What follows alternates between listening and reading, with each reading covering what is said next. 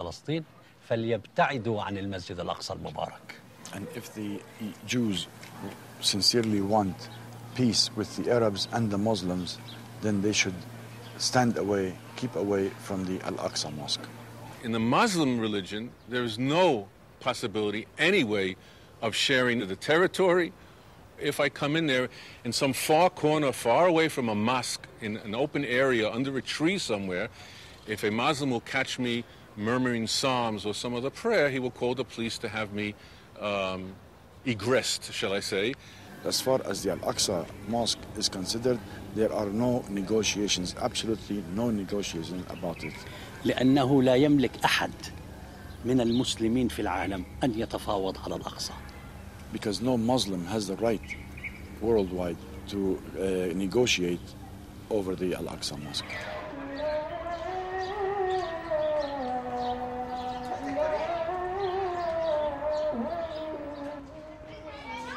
Again and again, my conversations come back to the solid walls that religion puts up, back to implacable faiths. My holy book is true, I am right, he is wrong. So I went to meet someone who, in my naivety, I thought might be able to see both sides of the story. Yusuf al-Khattab used to be called Joseph Cohen, born and brought up as a secular Jew in New York. In 1998, he moved to Gaza as a Jewish settler. But there he discovered a different God, Allah. Hey, compare. Nice to see you. Good to see you. What I noticed coming to this center of world religions, what a lot of hatred religion fosters. I mean, I'm an atheist, and I'm rather gentle. I don't hate people, but it seems to me that I'm hearing hate on all sides, and it seems to me all to do with religion. I hate atheists because atheists don't care if somebody fornicates in the middle of the street. They don't care if their women go bouncing around on TV topless. It makes no difference to them. They don't believe in anything. If you don't believe in a set rule, and you believe that a constitution can change, and you can amend the rules as they go along, and you don't believe in God's rule, then what law do you have? You just have man-made laws. I realized I was in the company of someone who has willingly bought into fundamentalist dogma. Is the basis of morality. What do you think about the September the 11th attacks on New York and the July the 7th attacks on London? Okay, since you like to speak about evolution, I like to start before. What do you think about the Jews that have destroyed over 417 Arab villages, including all mosques and masjids, which wouldn't affect you because you're an atheist? So what are you saying, that we should sit back and say, oh, you know what? Let us progress and let us sit down and drink tea and talk about what to do?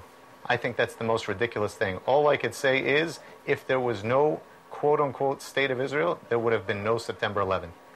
But if we've all got to live together, it's not going to be helped if there are people of very, very strong faith who simply know they're right and are not amenable to argument, because there's somebody out there who's just as faithful as you and has his faith just as strong as yours, which is opposite to yours. You see, the problem is, Richard, I think that you have fear.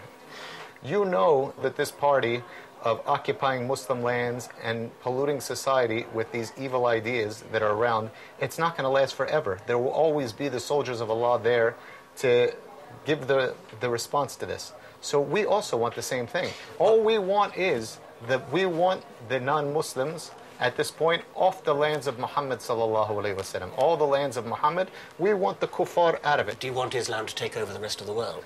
Of course I want it to, and it will. So my advice is to clean up your show at home, take your forces off our lands, correct yourselves, fix your society, all right? Fix your women. Fix your women, that's not my business, that's my women's business. No, it is your business. It is your business. When you take the women and dress them like whores on the street. I don't dress women, they dress themselves. No, but you allow it as a norm to let the women go on the street dressed like this. What's going on with your society? But I'm interested in religion and the effect that it has on people's minds, and I'm worried about it. And we're very worried about you. What's going on with the stealing, with the theft? It's out of control. Clearly, historic injustice towards the Palestinians breeds hatred and anger. But we must face up to the fact that in creating the death cults of suicide bombers, it's unshakable, unreasonable conviction in your own righteous faith that is the key. If preachers then tell the faithful that paradise after martyrdom is better than existence here in the real world, it's hardly surprising that some crazed followers will actually swallow it, leading to a terrible cycle of vendetta, war, and suffering.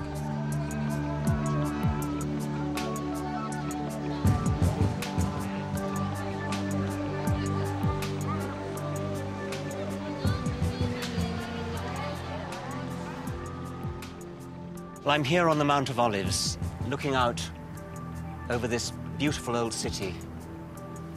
We've heard some pretty extreme statements, some hatred, some bigotry, such as I haven't really heard before. I don't see what future the world has as long as people think like that, and people are going to go on thinking like that, as long as they're brought up from childhood, from the cradle, to think that there's something good about faith, to think that there's something good about believing because you've been told to believe rather than believing because you've looked at the evidence. I want to say that killing for God is not only hideous murder, it is also utterly ridiculous. Unlike religion, science doesn't pretend to know everything. There are still deep questions about the origins of the universe that have yet to be explained. But just because science can't answer them right now doesn't mean faith, tradition, revelation, or an ancient holy text can. Science can't disprove the existence of God, but that does not mean that God exists. There are a million things we can't disprove. The philosopher Bertrand Russell had an analogy. Imagine there's a china teapot in orbit around the sun. You cannot disprove the existence of the teapot because it's too small to be spotted by our telescopes. Nobody but a lunatic would say, well, I'm prepared to believe in the teapot because I can't disprove it. Maybe we have to be technically and strictly agnostic, but in practice we are all teapot atheists. But now suppose that everybody in the society, the teachers, the tribal elders, all had faith in the teapot. Stories of the teapot have been handed down for generations. It's part of the tradition of the society. There are holy books about the teapot. Then somebody who said they did not believe in the teapot might be regarded as eccentric or even mad. There's an infinite number of things like celestial teapots that we can't disprove. There are fairies. There are unicorns. Hobgoblins. We can't disprove any of those, but we don't believe in them any more than nowadays we believe in Thor, Amun-Ra, or Aphrodite. We are all atheists about most of the gods that societies have ever believed in.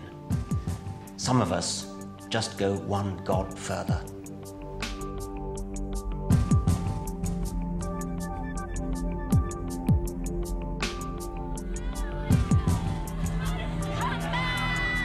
In the next program, how faith acts like a virus that strikes the young, and how the good book, which people follow for moral instruction, actually reveals a God who is surely the most vindictive character in all fiction.